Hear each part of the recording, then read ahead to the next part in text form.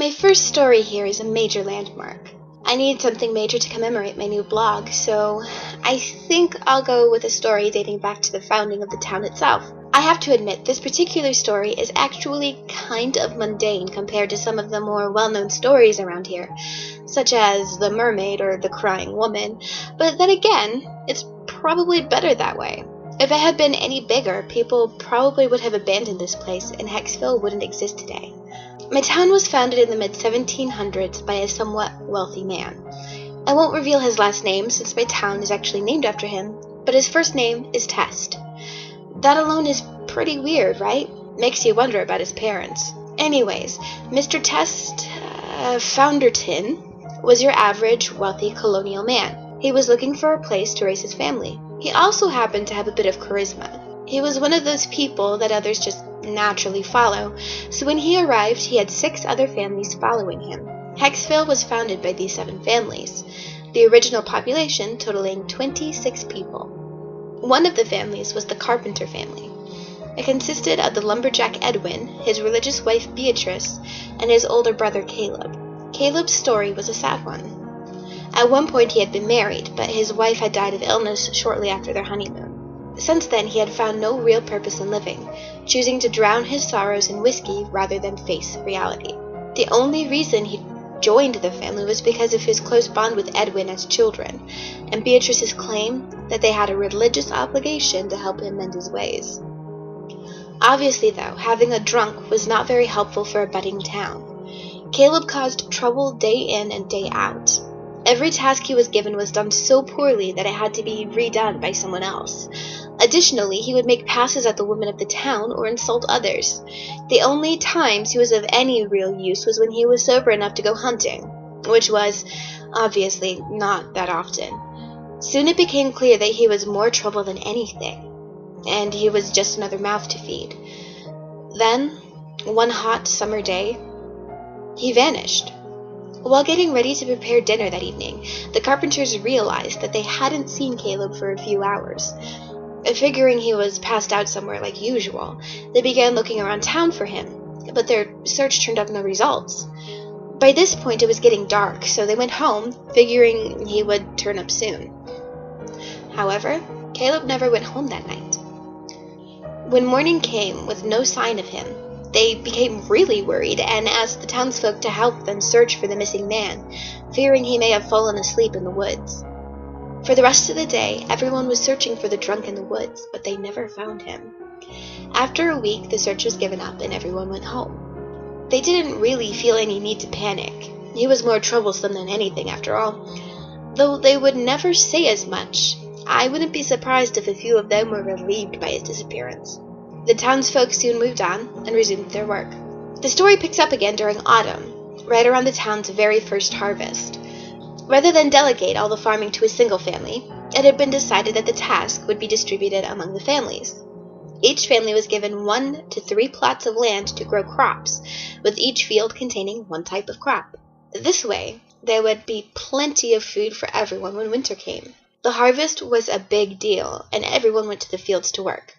However, around this time, a little girl began complaining of nightmares. It got to the point where she didn't want to sleep. So on the first day of harvesting, her parents summoned the town's doctor, a man named Smithson. He told his family to begin the harvest without him while he checked the young girl, and spent a good part of the morning at her house. But upon returning home, he found his sons and several children gathered in his field, staring at the ground. Curious, he pushed his way past the group to see what they were looking at, but was then horrified to see the object of their interest. On the ground was a pitch-black potato. Keep in mind that people were pretty superstitious back then. Old wives' tales about cats killing babies or witches were widely believed to be true, so the appearance of a pitch-black potato was definitely unsettling. Word of the discovery quickly spread, and by lunchtime everyone in town had stopped their own harvests to look at the horrific black spud. People were more than just anxious about it. They were terrified. Someone suggested they check the rest of the field to see if the remainder of the crops were black, so they did. And sure enough, everything was black. Even the insides of the potatoes, when cut up, were that same pitch black. Anxious, the other families resumed their own harvests, worried that their crops would also be black. However, all of their crops were fine. It soon became evident that the strange phenomena only affected the Smithsons. Rumors quickly began to spread around why this was happening. A few people thought that it was the work of the devil, or some other unholy force. However, the most widespread belief was that it was a work of God, marking Dr. Smithson and his family for some horrific, unspeakable sin. Suspicious, wary eyes began to gaze at the Smithson family, and over the rest of the week, people avoided them. Good old Test Founderton didn't believe that, though. He and the good doctor had been best friends since childhood. Mrs. Founderton was even Smithson's sister. Believing his brother-in-law didn't deserve all this scrutiny, he took a stand and told the town that the plants being black didn't mean anything. To prove his point, he cut up a pitch-black spud and fed it to one of his pigs. After eating it, the pig fell over dead. Horror filled everyone at this discovery, and Dr. Smithson found himself under more scrutiny than before. Honestly, I don't want to know what his fate would have been if the little girl Dr. Smithson had gone to see that fateful morning hadn't stepped forward. She told everyone that her nightmares, which she had never described before, were about Caleb's murder. In excruciating detail, she described seeing Caleb being murdered by an axe to the head. His murderer dismembered the body and buried each individual part in different holes all over town, before throwing the head into the river. However, he had buried the arms and torso in the same area, right next to Dr. Smithson's field. Everyone listened to her story with increasing horror, unable to believe their ears. And then she fingered the murderer as Edwin Carpenter, Caleb's brother. At this point, Edwin confessed to his sin. He explained that on that afternoon he had found Caleb trying to open the bottle of wine their parents had given him as a gift for his wedding. While arguing, Caleb then revealed that Edwin was actually the result of their mother's affair with another man, and that their mother, originally believed to have died due to illness shortly after Edwin's birth, had actually taken her own life out of shame. Shocked by this revelation and Caleb's taunts, calling him a bastard, he then snapped and killed his brother with his axe. The whole incident was jarring and shocking to the town, but as soon as the shock wore off, the usual events accompanying an uncovered murder proceeded. It was decided that he would be sent to the nearest city for trial, accompanied by his wife, Dr. Smithson, and the town's founder. He led the town's men to each place where he had buried the body parts, and they were gathered and buried together in a grave on the edge of town, marking the location of Hexville's first cemetery. However, for whatever reason, they couldn't find one of Caleb's hands by the potato field. Even Edwin was kind of spooked. He said he'd hidden them together, but they only found one. The people kept searching but never did find it, so they gave up and buried Caleb without his hand. That's the kind of thing that tends to make people become ghosts, you know. I'm incomplete, so I'll haunt this place until you find the rest of my body and stuff. But apparently Caleb didn't mind. I mean, you never hear about him haunting a place. I guess revealing his murder was enough to appease him. Well, that's probably a good thing, because I don't think anyone will ever find it. After the whole murder debacle, the townsfolk decided to play it safe and worked together to build a new house for Dr. Smithson on the other side of town. They tore down his original house, and today we have no idea where his original house was. But the story still lives on just fine. Along with telling their kids and grandkids about it, several of the people involved also took the opportunity to write about this scandalous event in their diaries, which confirms that, at the very least, there really were black potatoes and a missing hand. On that note, one of my friends recently found one of the diaries while going through some old boxes. Apparently it was written by the little girl who'd had the nightmares, and he wanted me to read it. Let me tell you, it's pretty chilling.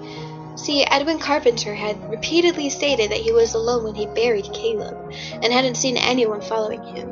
I always assumed the girl's knowledge of the event was supernatural. Caleb's ghost wanted someone to see his fate, and just chose her. However, her diary told a different story. According to the girl's diary, around the time it became fall, she had encountered a strange creature in the woods she nicknamed Pooba. She never described what it looked like other than big and soft, but her entries detailed playing with it for hours on end. She also claimed to have conversations with Pooba, who apparently communicated by sending her images through thoughts. It was all pretty interesting. One day, her brothers claimed they were going on an adventure in the woods to search for Caleb, and refused to let her come. Upset, she decided to search for Caleb on her own and enlisted Pooba's help to find him on her own and show up her brothers. At that point, Pooba sent detailed images of the murder into her mind.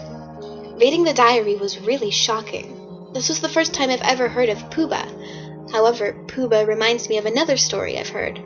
Supposedly, there's a creature living in the woods that spies on everyone in town and will appear to children who are alone. If they're good, it will play with them and show them the answers to the questions about the people of the town, no matter how awful the truth. If they're bad, it eats them. It's just one of those stories used to tell children to stay away from the woods. Except, this one gives you a chance to find out people's secrets if you're good.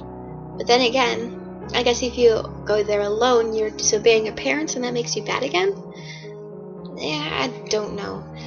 I've never been able to confirm it. But after reading this diary, I'm starting to wonder if there's a connection. Perhaps Pooba and the monster are one and the same. This diary could be the earliest written account of it. Well, anyways, that's pretty much all there is to this. This came out way longer than I thought, especially since it's so mundane. Oh well, next time I think I'll share a more recent event. I'll have to ask my friend if anything happened to her lately. That girl's like a magnet for the supernatural. Anyway, until next time, see ya.